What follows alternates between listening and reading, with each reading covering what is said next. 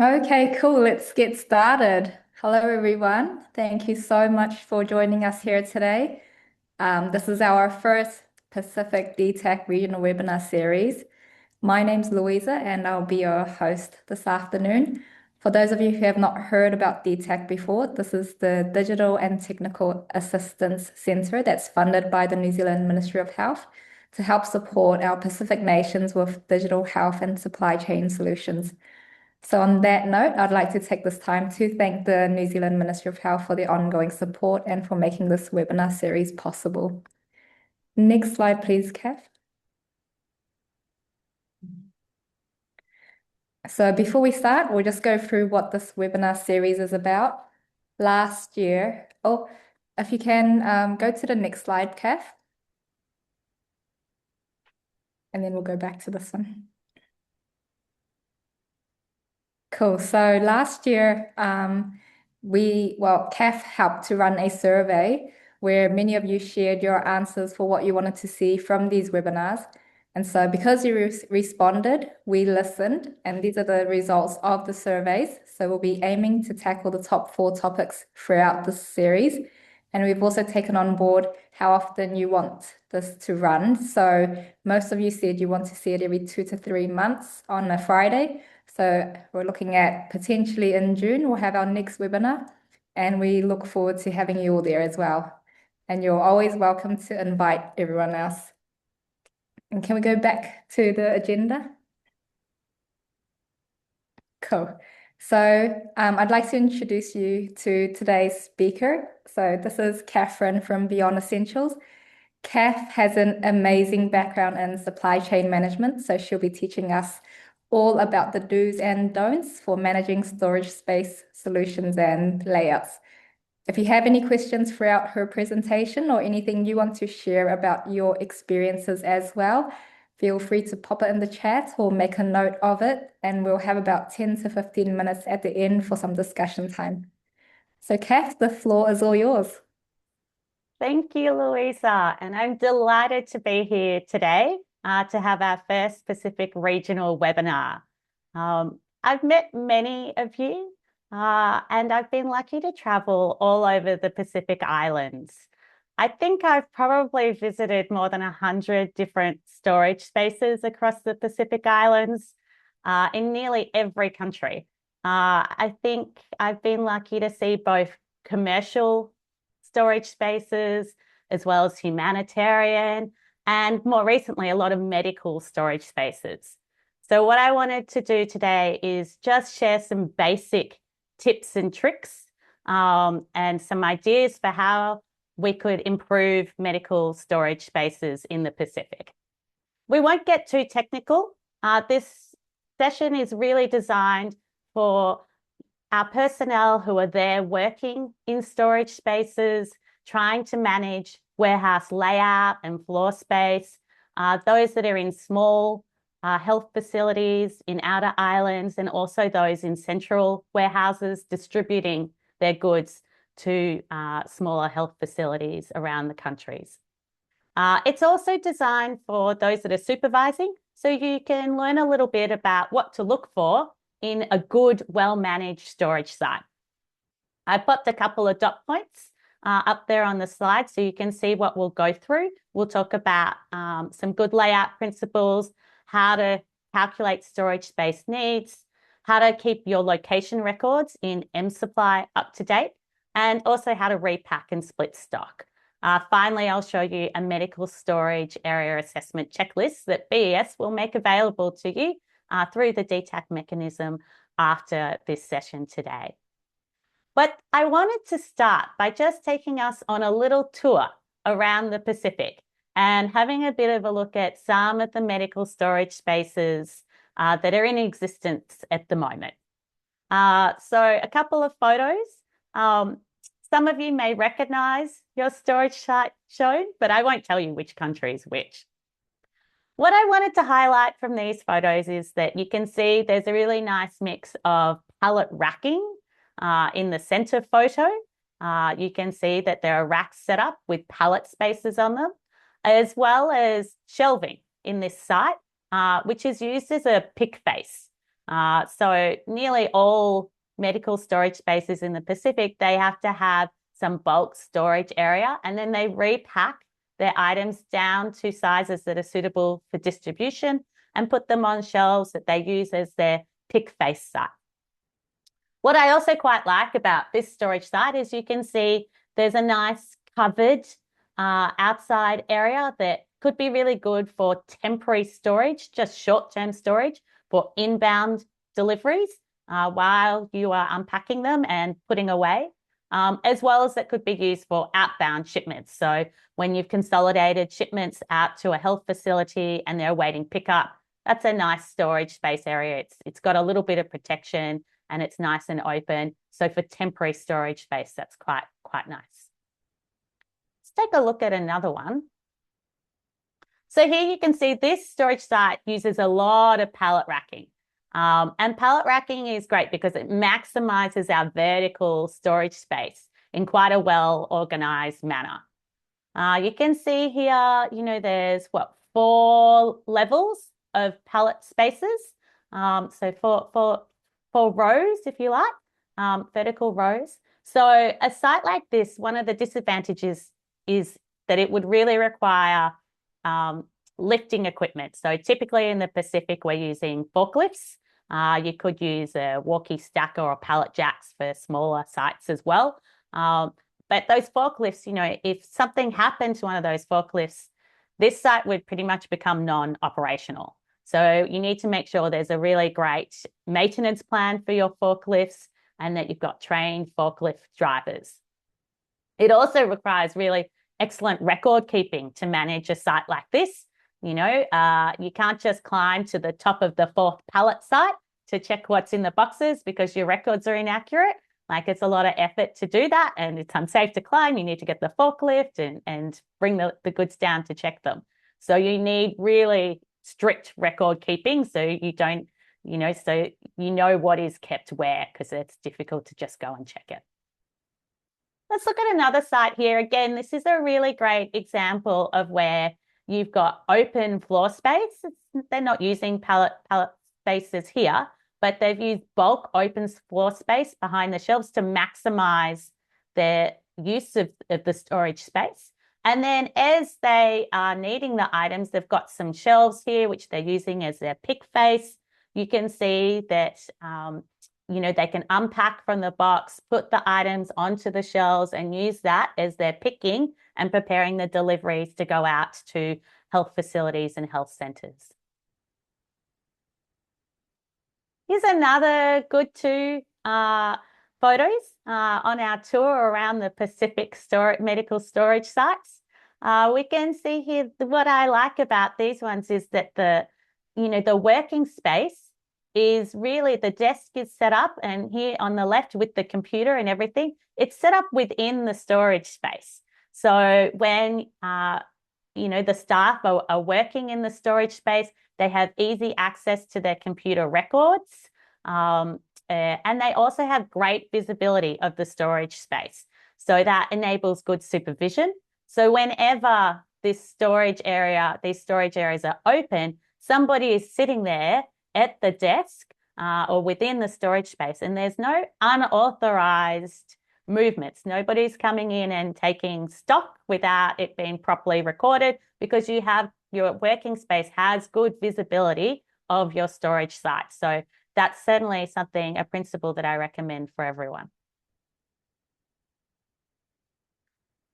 Here you can see these sites are really well labeled. So the one on the left, they've actually used magnetic little labels, so they're easy to move around. And you can see each site on the shelf has a distinct label and a location label. So if you were a stranger and you were coming and working in this storage site, you could pretty quickly be able to say, oh, okay, these are the items stored at 51014A. Like, you don't have to be trained in that particular site. Someone else could come along and really easily do a stock check or be able to find items if the records are nicely kept accurate and all the labels are very clear to anyone that enters that storage site. The one on the right, you can see they've just used a bit of sticky tape and some marker. But again, it makes it really easy to say, okay, all the stock here on this shelf here and at this location is E11. So really nicely labeled storage site and clear for anyone else to come in and work within that storage site without a great deal of training because of the location labels. Finally, I just wanted to show you some smaller health facility storage sites. These are both pharmacy sites, and you can see even though they have a small amount of stock, it's kept really well organized. And in this case, you know, you wouldn't even need to do location labels if you could very easily store the stock here by alphabetical order or by formulation. But again, these are really great examples of quite well organized and very clean storage areas.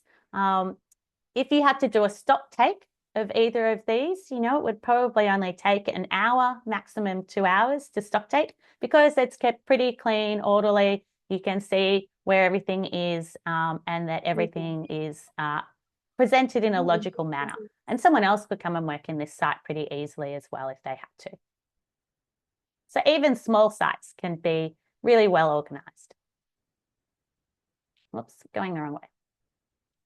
So I want to go through a couple of good layout principles. So as I said, nearly all medical storage sites, they do require a mix of both bulk, open storage areas and then pick faces. Normally in the Pacific, it's shelves. And we are repacking our items from the large cartons and boxes that they come into down into the smaller pack sizes suitable for distribution. So in pretty much all medical storage sites across the Pacific, you'll have a mix of, even in the small sites, you'll have maybe a stock room where you're keeping everything in the larger boxes and then you're packing it down into sizes suitable for distribution or suitable for dispensing to patients if you are a dispensing facility. You need to keep a logical layout and to keep all batches of similar items in the same area. So sometimes when I come to medical storage sites in the Pacific, I find that there are gloves over here, there are gloves over there, and then there are more gloves somewhere else, right? So when you're thinking about your layout, try and plan it and design it so that all your gloves are kept in one area. All your sutures are in one area. All your liquids are kept in another area. And plan your layout logically so that you can accommodate that. That really helps that when someone is asked to dispatch some gloves, they can go, they know this is the gloves area and all the locations for gloves are there and that they haven't forgotten there are gloves somewhere else. So try and keep a logical layout. Try and keep all similar items in the same area, and then also try and keep all your batches, so all your different batches of the same product in the same area as well. Do consider throughput and ease of access for your heaviest, fastest moving and closest to expiry goods. I know I'm pretty lazy, and in the Pacific, we are often doing a lot of manual labor and a lot of physically moving goods around. And because I'm pretty lazy, I like to keep the heaviest goods closest to the door. So that's something to consider, that I don't have to carry them so far, especially if I don't have a forklift or a pallet jack available to assist me. But you might also want to consider, you know, keeping your fastest moving items. So the items that you're always picking, try and put them, you know, on the corner spots of shelves, you know, where you're walking past them all the time. So you don't have to travel, you don't have to walk to the furthest part of the storage site to get something that you're dispatching every single day. Try and design your layout and consider in a way that considers your fastest moving goods are easiest to access. And also consider your expiry. So, you know, you should be walking your storage site at least once a month and going through it and saying, how can I improve it? What can I move around? And you should be reviewing your close to expired report and your expired items reports and saying, oh, yep, these these items are soon to expire. Let's bring them to the front, make them easiest to pick and easiest to access, so we're not accidentally picking stock that has a long expiry on it ahead of those that have a short expiry on it. This, you all know, is called following our FIFO principles, our first expired, first out principles of distribution. So try and plan that every month. Review your storage site and see if there's any items that are batches that are closer to expiry that you need to be bringing to the front of shelves and pick sites. Do clearly separate your batches and your items. Sometimes when I come to storage sites in the Pacific, I just find that there are pallets on the floor of the storage site, and it's got a bunch of different goods on it, mixed pallets. We can have mixed pallets if we're really trying to maximize our storage space sometimes, but generally speaking, when you receive the goods, put them away to their correct spot within your storage site and avoid having mixed pallets. Like try to make sure that each storage batch, each storage stack has the same items on it, and that you don't have different pallet sites with mixed goods on it and items all over the place. And of course, you want to maintain good access and walkways for movability of people and equipment within your storage site layout. It's so much easier to keep your records, your stock records, accurate if you can walk around all of your stock and you can see it and count it easily. Some other tips, I really encourage you to think about defining a temporary storage area within your storage space for inbound and outbound deliveries, and also packing materials. I know in the Pacific, a lot of us, we are using the cartons and the boxes and the packing materials that come with our deliveries and using that to pack our outbound deliveries for distribution. So we take the boxes that the goods came in and we pack them and use that to distribute that out to a health facility. So please don't keep the boxes, the empty cartons, all over your storage site. It gets very messy very quickly. Like, define an area within your storage site where you're keeping your packing materials. And likewise for your inbound and outbound, have an area where the goods first receive and that you temporarily store them for a short period while you're waiting to put them away in their correct spots. And likewise for outbound. Do use uniform bonded stacks for bulk items. Again, I stress I'm a little bit lazy. It takes just as much effort to manually unload a truckload of goods and put them everywhere in a messy order as it does to put them away neatly and correctly in an orderly manner. So what I mean by a uniform bonded stack. So there's a little picture there on the right-hand side. You can see the difference between bonded and an unbonded stack. So if you had, say, a delivery of 18 boxes or cartons, what you should do is put the first layer of 6, let's say 6, down, put them down first on top of your pallet, then put another layer of 6 going the other way, and then another layer of 6 going the other way. That gives you a nice, neat stack of 18 items. And then when you unload the next one, do it the same, 6, 6, 6. So that when you come to doing your cycle counts or your stock takes and checking your stock, as you should be doing every week, there's 18 boxes of the product here, 18 boxes of the product here, 18 boxes of the product in the next stack. You don't have ununiform stacks. Everything is consistent. It makes life so much easier to count. And it's the same effort to put it down and pack it away nicely as it is to do a higgledy-piggledy, all over the place, different size stacks. Do maintain a safe stacking height of 2 meters.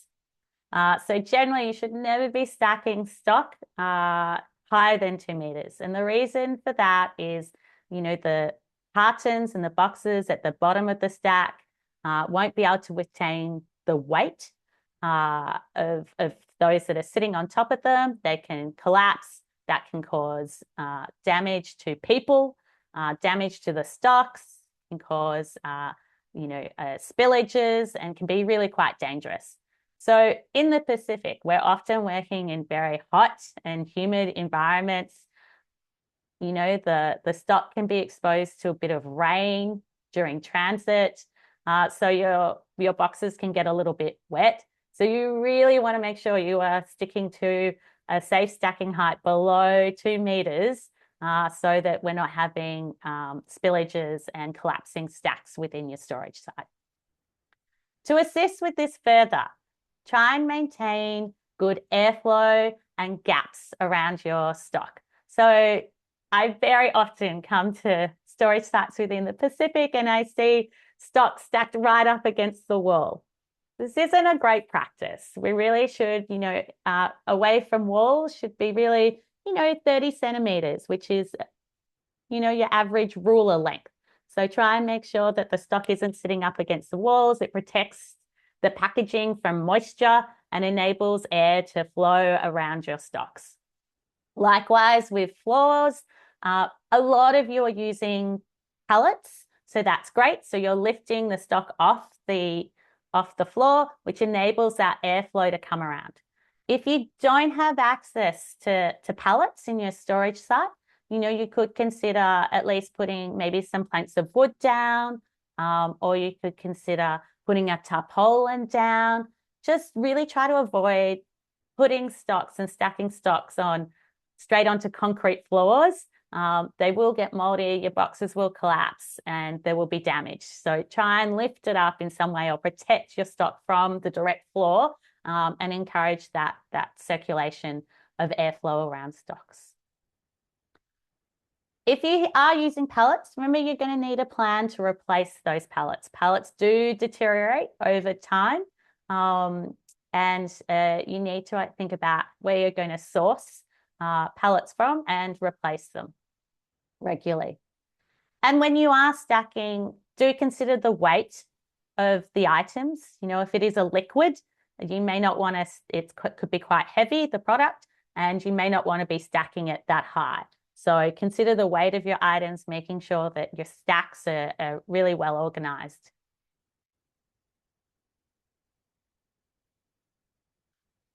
Remove expired, damaged, and unneeded excess stock quickly.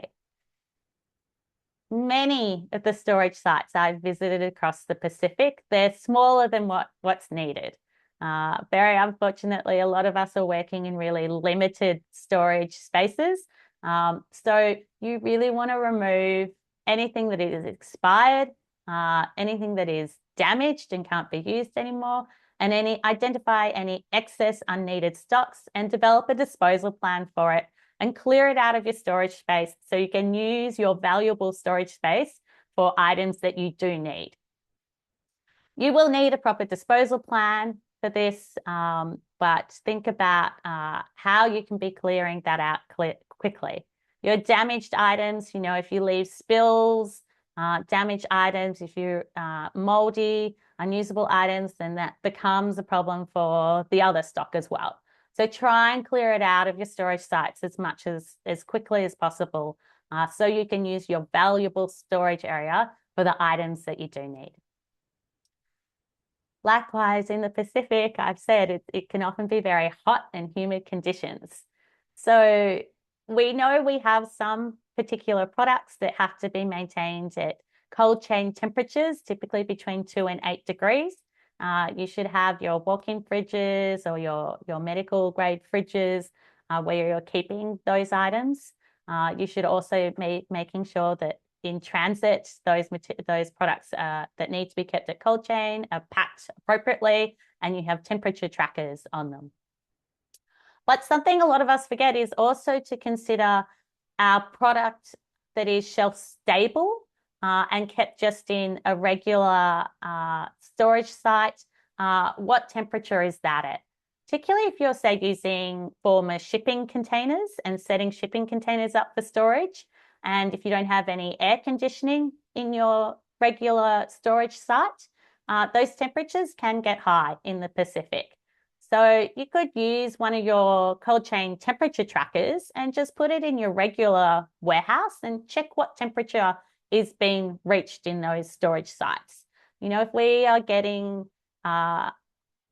reaching temperatures in excess of 30 degrees and our products really need to be kept at shelf-stable temperatures of around below 20 degrees, that's going to be a problem. Our product is not going to retain its effectiveness. Its tablets can deteriorate at high temperatures, and it can become a problem when we're, distributing those sorts of goods to patients. So monitor your ambient regular warehouse temperatures and storage site temperatures as well, particularly those that are using shipping containers that are not set up properly as storage sites. And if you do find you're getting excess temperatures, think about even some passive ways to reduce those temperatures in your storage site. Doesn't necessarily have to be an expensive air conditioner. Here, I put a little picture of what I call a whirly vent. You can get these installed on the roofs. The hot air comes out, rises and comes out of the vent, and the cooler air comes back in. So sometimes some passive technologies like this can be a cheap way of cooling down storage sites. So do try and consider that.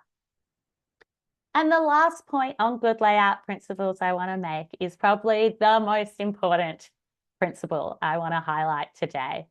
And that is that the volume of your inbound deliveries, you should be planning ahead for that and making room in your storage space before deliveries arrive. So as a storage site manager in the Pacific, you should be making sure you are receiving the pre-alert shipping documents from suppliers and packing lists of items that have been delivered to your storage site. You should be making sure that the packing list that typically comes in your pre-alert shipping documents, or if you're at a lower level facility, the packing list that your higher level facility is sending to you, try and receive that in advance and check it to see that it has an itemized list of items that have been delivered to you. And it also should have the volume and weight of the item that is being delivered for you. And we particularly want to look at the volume to plan for where we're going to keep the inbound deliveries in our storage site. So it's good to receive these pre-alert shipping documents, the itemized packing list with the volume and weight details, not just so we can plan for the transport to go and pick up the items if we need to do that. How many trucks do we need? What's the volume? How heavy is the delivery going to be? But we should also be using that for our storage site managers to say, okay, this is what I'm receiving. Where do I need to make room in my storage space to accommodate this delivery? How am I going to make sure that all my like items are going in the same area? So if I have a big delivery of gloves, do I need to clear out some area around the space in my layout where I'm storing gloves so I can accommodate the delivery? Don't wait until the delivery arrives and then scratch your head thinking, where am I going to put everything? Look at those pre-alert shipping documents, look at the packing list and plan for your deliveries before they arrive as best you can. And this will enable you to have a really efficient and well-organized storage layout and space. A further note on racking. So some of the benefits of pallet racking, and you can see I put a little picture in here, is, well, the main benefit is it increases our available vertical storage space. It can be really good for bulk items as it improves organization and makes us be quite disciplined about storing our product in stacks and into dedicated pallet spaces. But there's definitely some things we need to particularly consider if we're going to transition our storage space into having pallet racks. So certainly if we're going to use pallet racks, we need really good management and record keeping of what product is stored in which pallet spot position. using pallet racking can often be a bit inefficient for frequently accessed goods or for smaller items that are packed down to sizes suitable for distribution. That said, you can see in the picture that I have provided here, they haven't made every pallet spot the same height. You can see that they actually made the pallet position that is at face height, which is a good pick height, a smaller one. So that what they are doing here is that they're keeping the product, in bulk on the higher pallet spots and the lower pallet spots, and then they have a shorter, smaller one in the middle at the good height for picking that is smaller, and you can see the goods are there at the smaller one and have been repacked down to a size that's suitable for distribution. So you don't have to have uniform pallet positions. You can actually adjust your pallet positions within the racks to accommodate that style. If we are using pallet racking, you really need to have a great plan for your lifting equipment, your maintenance of that lifting equipment. Typically it's forklifts, but you might be using a walkie stacker or other equipment as well. And we need trained and authorized personnel to operate that equipment. Having untrained forklift drivers that don't know how to calculate the weight of a load and have accidents as a result of overloading is no joke, and it's serious business. It can cause not just damage to our stocks, but injury and death to our people. So I really stress that if you're working with forklifts in your storage site, you must make sure that your drivers are trained and that they maintain their training and their certifications to work with a forklift. We're also going to need to think about the maintenance, long-term maintenance of that forklift, as well as the costs to run. How are we recharging or replacing gas bottles on our forklifts? And likewise, the availability of pallets. As pallets do deteriorate over time, you want to be replacing your pallets and other packing materials such as shrink wrap to keep your stacks stable while they're in storage. And if we're working with pallet racking, you really need to make sure that you have appropriate floor strengths and proper installation, and that someone is qualified, is coming around and checking that racking regularly to make sure that the racking isn't deteriorating under the weight of the product that's stored on it.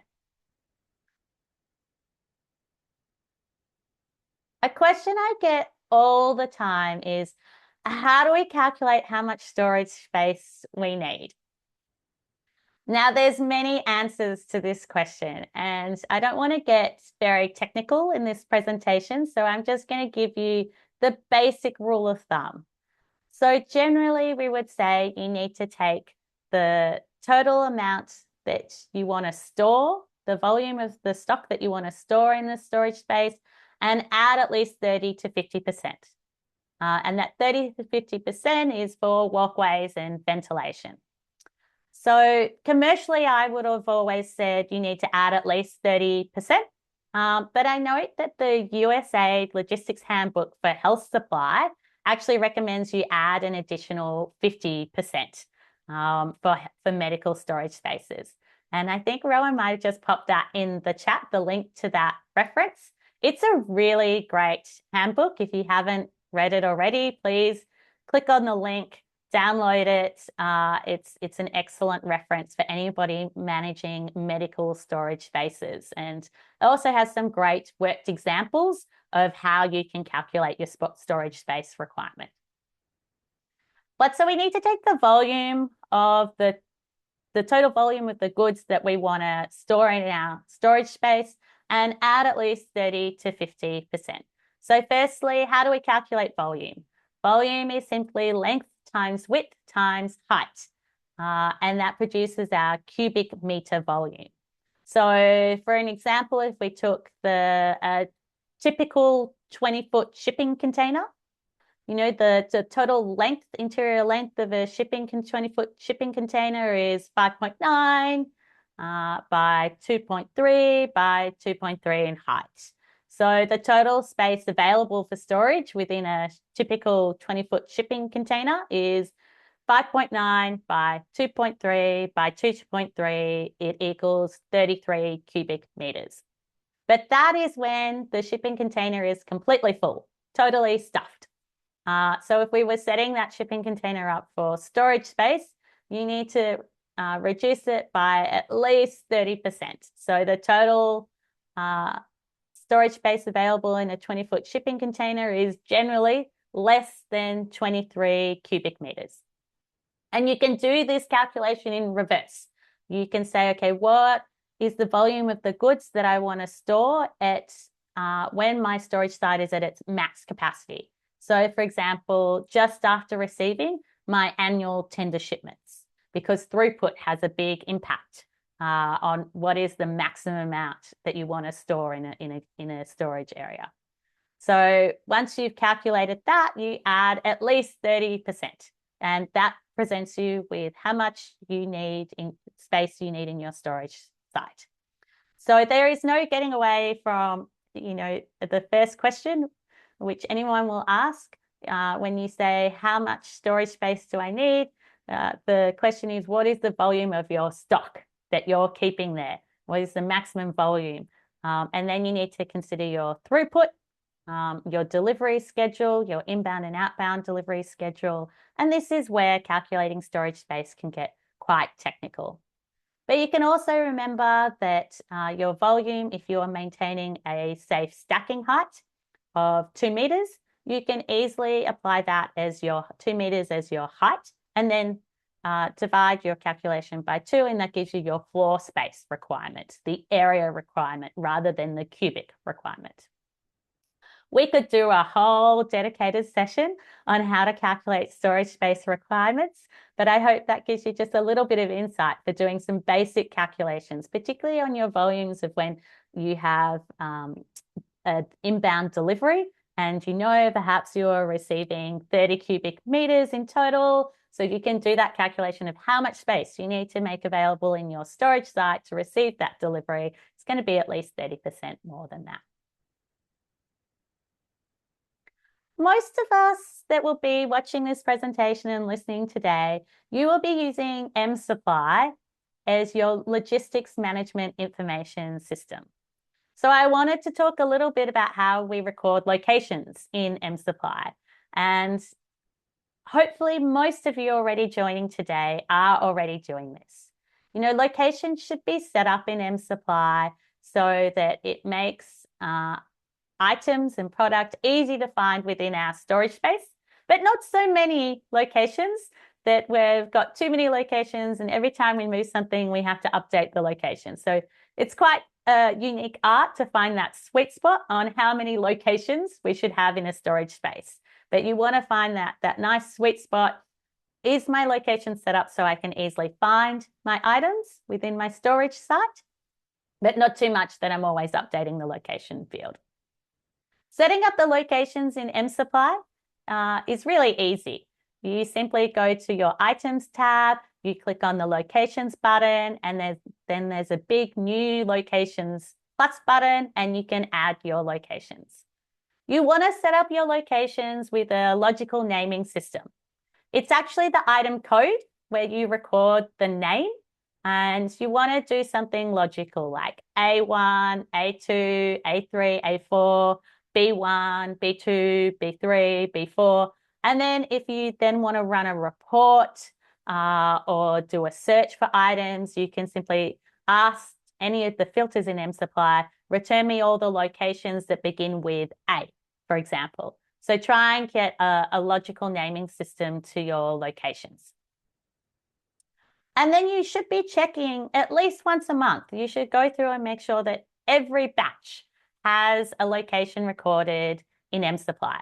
Now, you should be doing that regularly at your goods receipt. So when you receive deliveries, you will be processing a goods receipt in mSupply. And what you want to do is in that goods receipt, fill in the location field so that you know where the stock has been received to. You can set up a temporary location like a temp in and a temp out location so that when you first receive the goods, you can receive it into temp in location.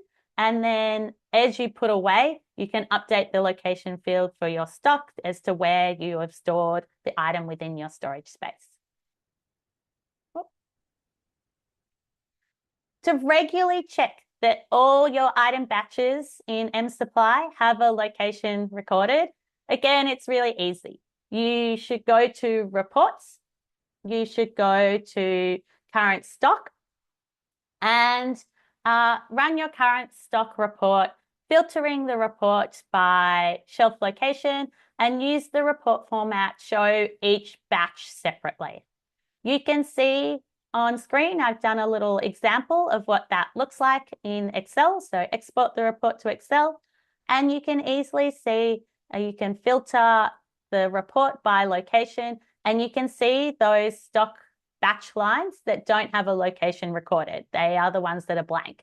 So in this example, the water for injection, it doesn't have a location. So you should be going and searching for water for injection in your mSupply and updating the location field by simply going to the opening the item details window, click on the stock tab, and then update the location field so that every batch line in your current stock has a location recorded in mSupply. The benefits of recording locations in mSupply are many, but just a few of them. It makes it easier to find our stock. It assists us to ensure that when we're picking stock, we're following FIFO principles, our first expiry, first out. You know, mSupply, when you issue stock, will always tell you to pick automatically the items that are going to expire first. So having that location recorded assists us to do that. It definitely makes doing stock take and cycle counts easier. If you have ever come to a storage site with no locations set up and someone has said, please stock take this stock, this storage room, and you don't have any locations, it's almost impossible. It can become a total nightmare. So having your stock recorded against a location within your storage site means that you can stock take, you can prepare your stock take count sheets by location, and then you can send your team, go and count all the stock at location A and add anything in there that you find at location that isn't recorded. Then you can send another team to go and stock take all the items at location B, and likewise. It makes it so much easier when you have your locations recorded. Likewise, for doing a cycle count, you know, it's much easier if you have the location recorded.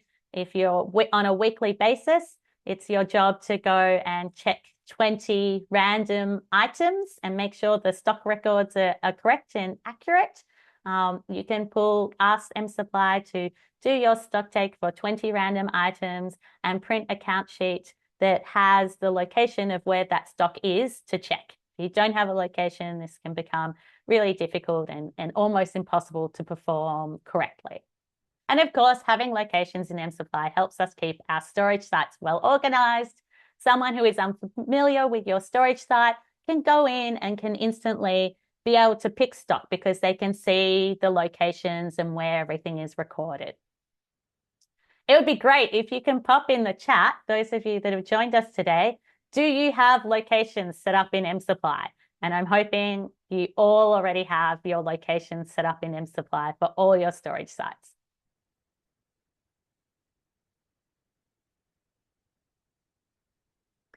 We'll often need to repack and split stock. So goods will arrive and product will arrive in cartons with multiple boxes inside them, and you'll want to split them down to items and pack sizes suitable for distribution to health facilities or to patients if you're a dispensing site. A lot of pharmacies across and dispensing sites across the Pacific Islands, they will make their pack size always 1. So you may have to do a little less of this. But for consumable items and medical supplies, often you're working with multiple pack sizes. But it's really easy to do this in mSupply. There's 2 options for how to repack and split our stock and move our stock around. So the first option, very easy. We just go to items, item list, find the item, and then open the stock tab in the item windows details window, and you'll see a big button that says split.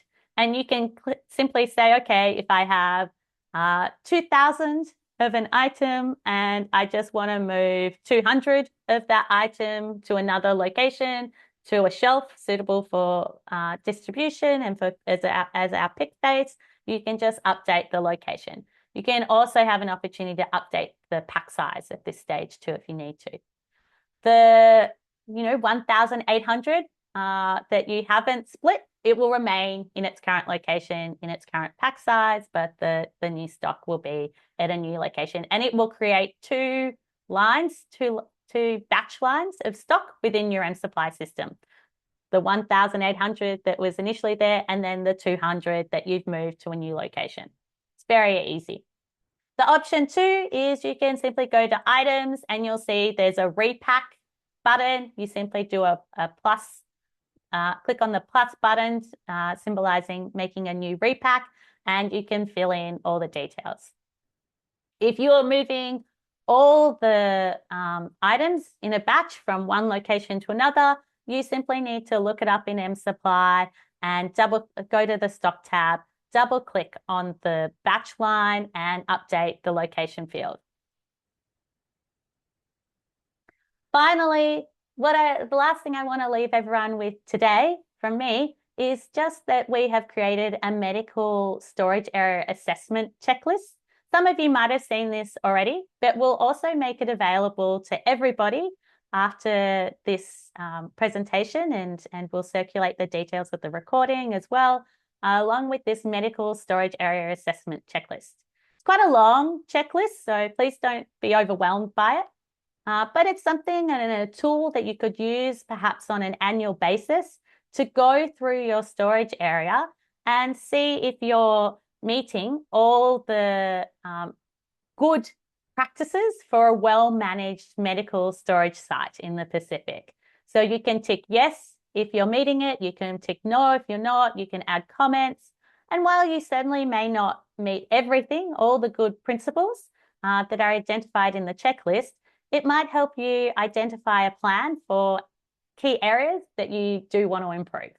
So we'll make that available to you after this session. And that's it from me. I think we've got about 10 minutes left for questions and comments. I hope that today I've been able to go through a couple of good tips and get your minds thinking about how you might improve your storage space. We've talked about some good layout principles, how to calculate storage space requirements, how to keep our location records in mSupply up to date, and how to repack and split and move stock between locations as well. So I hope that's been helpful. If anyone has any comments about other things that they do to keep their storage site organized and well maintained, I'd love to hear it. And also if there's any questions as well, I'll hand back to Louisa to facilitate our Q&A. Thank you, Catherine. That was amazing. Such a good presentation. Opening the floor to everyone. Do any of you guys have any questions?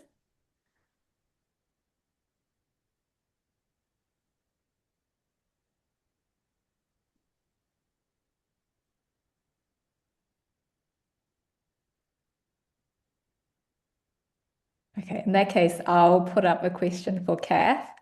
Excuse me. So, okay, yeah. Go ahead, Bendito. Yeah, I'm from East Timor. So I want to ask about the repick and adjustment. So like if we have the problem with the stock, sometimes we make a stock take and then they will go to the adjustment. It's like the stock take, the mean or place. So I want to ask about if you use the repick, is the maybe ano ta? I'm sorry. I- If we use the repick, if the problem the stock and if the mean or place, they go into the adjustment or no? Adjustment. I like that. Thanks, Benito. I think I understand the question. And yes, repacks can be really tricky. And when you start repacking stock on your, it can be really easy to accidentally find that you have quadrupled your stock and the total quantity is different from what you thought it would be. So it's very easy to make an error when repacking and changing pack sizes. So what I really encourage you to do is when you are doing a repack, make sure that you double check after you've processed the repack, double check, open the stock line, and make sure that the quantity that you expect to be there is correct to make sure there hasn't been an accidental error. I totally appreciate that that's a point where errors can happen a lot. So you may need to, for example, when you repack the stock and change the pack size, you might need to then do a stock take to make sure that your quantity that you expected quantity of packs is correct, and then also total quantity of individual pieces is also correct. So it may require a stock take just in case there's been a mistake in those calculations. Yeah.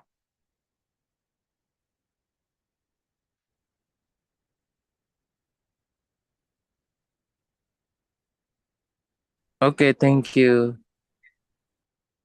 Thank Beta, you. I see you have a question too. Yes, I wanted to ask, okay, it's two questions, let's say. One was about removing expired items. I see a lot of expired items around which can be used. So what shall we be doing with that? Great question. And certainly we should never be using medicines that are expired. So anything that enters the body, if it is expired, it must be disposed of appropriately and not used. But it is really common in the Pacific. I've noticed that for some consumable or medical supplies items, for example, bandages or some of you are keeping paper cups for medicine dispensing. They may be used beyond the shelf life. What you need to do is make sure that someone is checking, a qualified person, if all the packaging remains intact.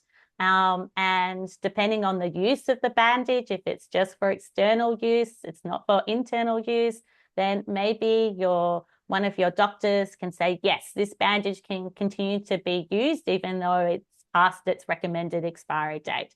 It's not good practice. We know it's not good practice, but for some products, I know doctors in the Pacific are saying we can continue to use, say, the bandage beyond its recommended expiry date if the packaging is in good condition and there's no deterioration of the product. I would recommend in those circumstances that you do keep the original expiry date recorded in mSupply, and that every month you're running your expired items report, and that every month you see the bandages is remaining on your expired item report, and you are checking with that doctor again. Is it still okay to use this item? I know this can be difficult and there's some different practices going around the Pacific, but we do have to be really careful about using expired product. Certainly never any medicines that are expired, but I do know for some of the medical supply items that aren't used internally, there is a practice of using it beyond expiry for a short period of time, and we should still be checking every month that it's still okay to use that expired product. Did you have another question? Yep. I don't know. I tried, as you said, splitting items or repacking, but I found it a bit tricky too. I don't know whether it's a good advice or thing I'm doing or bad. I don't know, but for me it was very helpful. What I'm doing, like for any item that I want to like change locations or split or something, I just go on stock take, put the quantities that I want to be in A location, put the ones in B location, and then the original quantities I just zero it. So I don't know. I don't know whether it's a good backdoor or not, but it helps me. And Yeah, that's what we at love least I know about the total. Yeah, at least I know the total quantity is the same. I love that suggestion. And that is what we love about mSupply. It's quite a flexible product, and you are able to do different things within it. There can often be 2 or 3 ways of doing something. So what you have suggested there of when you want to change your location, you just do it by doing a stock take, and then you can check the quantities at the same time is a great idea and perfectly acceptable. And then you don't have to learn other methods in mSupply, you just learn your stock take. What you can't do with a stock take very easily is change the pack size. So if you are using the pack size, if you do need to amend the pack size, in the stock take, you will have to make the item 0 and then add it back in. So add the item again with the correct pack size. But using the stock take feature, I love the stock take feature. I find that it's a great way of updating my stocks, and you can absolutely use the stock take feature to change locations, to update quantities, and to remove an item and re-add the item with a correct pack size as well. Yeah.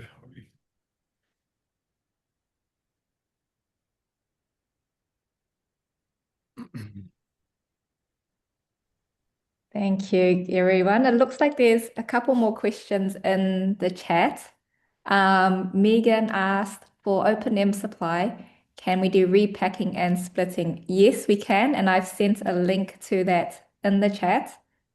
And then we have another question as well. Deuteronomia, do you want to ask that, or do you want me to read it out?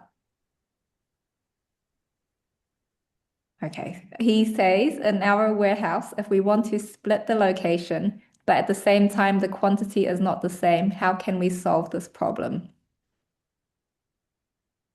Great question. So if you want to split the location but change the quantity, I think I would do what Feta suggested. I would do a stock take of that item. So you know when you bring up the stock take, you can stock take, you can use the search field of the stock take, and you can stock take just one particular item. So for example, if it was Band-Aids, you could say, I just want to stock take everything that begins, all item names that begin with band, and it should bring up all your Band-Aids, assuming you have good naming conventions and the item starts with Band-Aids. And then you can find the stock line in the stock take, and you can click on it and update all the details. Again, the only thing to be aware of there is that if you need to change the pack size, you should make it 0 and then add it in as a new line. If you are updating, you can, in the stock take, you can put in the correct quantity, the correct location. And if you are adding it in as a new stock line within the stock take, you can also update the pack size that way. Make sure you've got your batch details as well. And be aware of your pricing details. Like if you do have, make sure that if you're adding the new line in the stock take, that you also copy and fill in the price details so that the total value and your value reports stay accurate. Cool, thank you for that, Kath. Awesome. So it looks like we've reached time. So I just want to thank you, everyone, for attending our first DTAC regional webinar. And big thank you again to Kath for sharing her knowledge with us today. The recording, a lot of you have been asking about that. So it will be available on the mSupply and the Beyond Essentials YouTube channel by next week. And it will also be on our e-learning platform at learn.msupply.foundation, which I think Rowan had shared earlier in the chat as well. And we'll also have a discussion forum set up on there too. So if you have any more questions after today, or if any of the people that are watching has any, you can post them on there and we'll follow those up. And for those of you who haven't seen the learning platform yet, I would strongly encourage you all to sign up and check it out. There's a lot of cool and free resources on there, lots of courses that cover lots of different topics. So there will be something to suit everyone, I believe. So as I said earlier, our next webinar will be in June 2020, in the month of June. So we're looking at possibly talking about mSupply reports. So we look forward to seeing you guys all there as well. Thank you again and have a wonderful rest of your day, everyone.